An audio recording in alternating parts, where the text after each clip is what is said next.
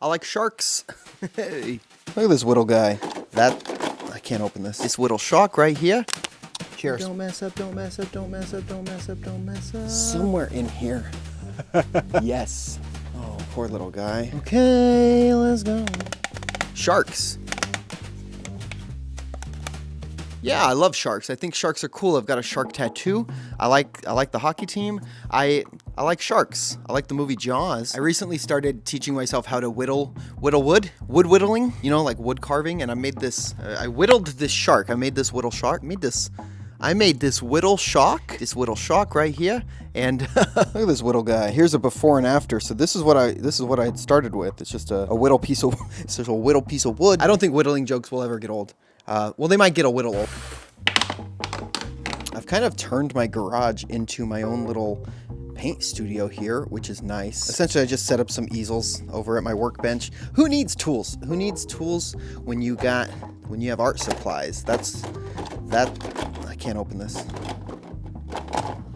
You know what I'm saying? Today I decided to paint Chief Brody from Jaws, the 1975 Steven Spielberg epic shark movie, probably the definitive shark movie.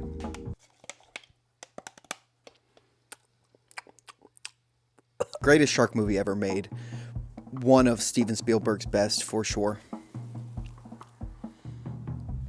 I just love it. And there's something, you know, a lot of people don't realize this. I didn't realize this myself until I was at a movie trivia night.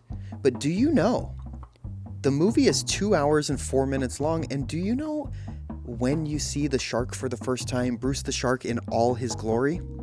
It is 60 minutes into the movie. Halfway into the movie before you even see the shark, that's bold. I think that's pretty bold. I also think it's really interesting as I watch a lot of movies and I just feel like, especially in the day and age we live in, where stuff is getting spoiled in trailers or when stuff is getting sort of foreshadowed in the first 20 minutes. Like, yes, clearly you know it's a shark movie. We all know what the movie Jaws is about. But holding that suspense for an hour with character development and just sort of like hinting at certain things, looking for the shark but never really seeing the shark. Maybe you see a fin, maybe you see a flipper, but you never see the whole thing. And it's 60 minutes in, and that's where the movie sort of shifts. I just think that's so interesting. I don't know if there's a lot of movies that I can think of off the top of my head that do that and just kind of build up the suspense, because for a 2-hour movie, it really does split right down the middle. You have the pre-Bruce reveal half of the movie, which mostly takes place on land, and then you have the post-Bruce reveal, which all takes place on the ship. All of it on the Orca, you know, and he was right. They were going to need a bigger boat. Now, this specific shot of Brody is obviously a shot from the movie, but that's not what I'm referencing here.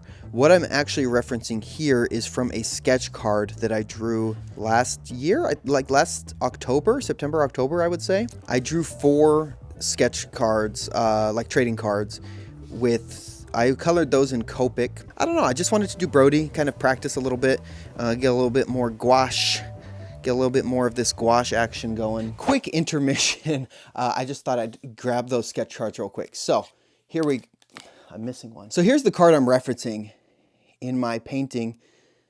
And obviously I'm a lot more comfortable with markers and with the pens. So this is not going to look like one-for-one comparable to that gouache painting I'm working on downstairs. But there we go. There's Brody. And then I have Quint here on the left and Matt Hooper on the right. I like this one a lot. Brody and Bruce. By the way, these are all available over on sidekickinc.com if anybody wants to add these bad boys to their collection. I have the 3 portraits as a 3-pack, and I have this one listed individually. Shameless plug, I know. Oh, you know what I just remembered? Hang on. Ignore this closet, it's a mess, but I have somewhere in here. Yes. I'm gonna bring this downstairs. I got this, don't judge me. I got this in 2000, 2008, maybe 2008, 2009. I grew up in California in the Bay Area, and I used to go a lot visiting like Monterey Bay, for example. And at one of the gift shops, trigger warning if you don't like seeing dead animals, but this is younger me. I bought this when I was like 18 years old. This is a baby shark preserved in formaldehyde. And I don't know what to do with it, so I still have it. I'm going to bring it downstairs, maybe use it for inspiration for today's shark video. There. Oh, poor little guy. I don't know. I named him Bruce. You know, speaking of Bruce, I figured I would bring down some of my favorite shark-themed collectibles just for the video today. So here's Bruce here as a rubber ducky. This is from the company Tubbs. They make like these cosplay rubber ducks, and this Bruce one is absolutely my favorite. I think it's hilarious. And then I have, oh, here's this Whittle guy again. And then I have a Funko Pop, probably one of my favorites in my whole collection. This is Fin Du Chomp. This is an original Funko character from a line that they make called Fantastic Plastic. And I just really like that they are like original IP and that they just have these really fun creative designs. Like for example, this is a shark who's like a surfer, but if you notice, he's wearing a human tooth as a necklace because, so I grew up going, like I said, a lot of these like surf shops and stuff on the West Coast. I always had a shark tooth necklace around my neck, like at all times, which is actually the main reason why I've got a shark tooth right there. I got that tattoo in Ireland, by the way, and they'd never seen a great white shark tooth in their life. And the tattoo shop owner, after the girl drew it, her name was Christy, she drew my tattoo, and after she did it, the shop owner was like, that looks like a slice of pizza. And now that's all I can think about when I see it. Just me and my my slice of pizza. All right, now let's get back down to business. Where did I leave off? Some for you and some for me. Cheers. Stay hydrated. Very important. Now, I think I need to add some depth to his eyes here. A little bit of this motion going on here. I think I'm just going to go in with, if I can remember where I put everything.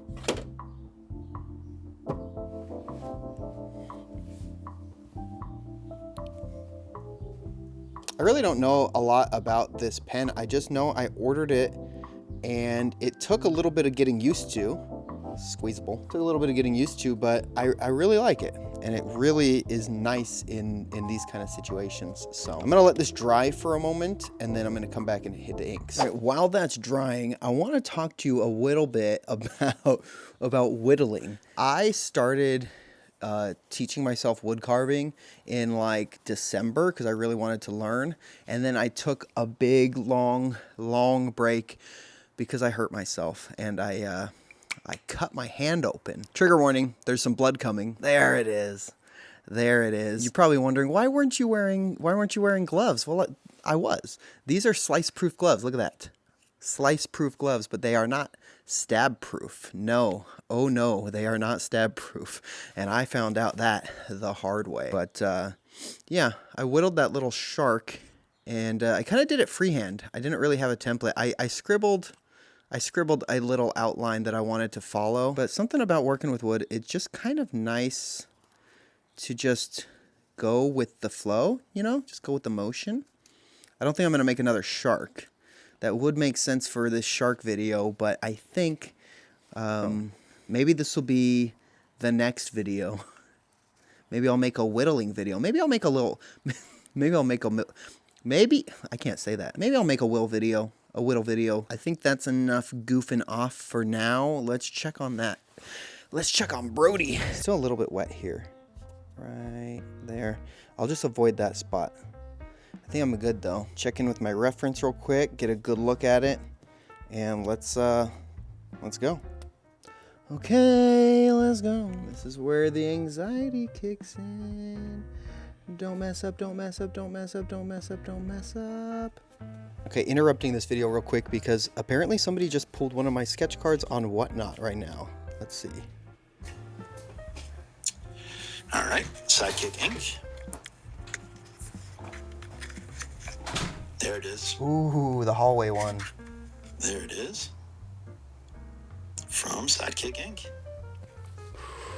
That's cool. It's always such a cool feeling to see this, by the way. Such a cool feeling. Every time. Anyways, I hate doing glasses.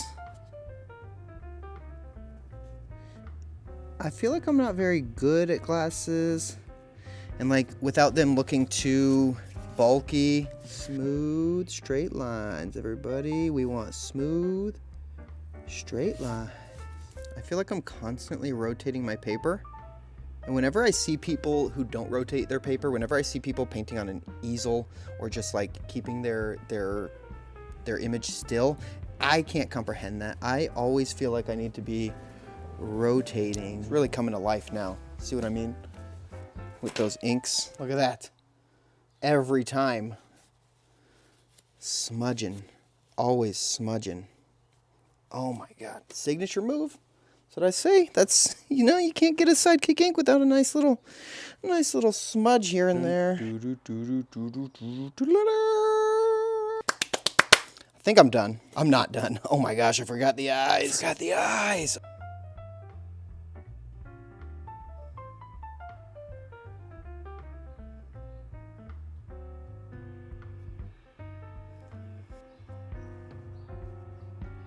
Okay.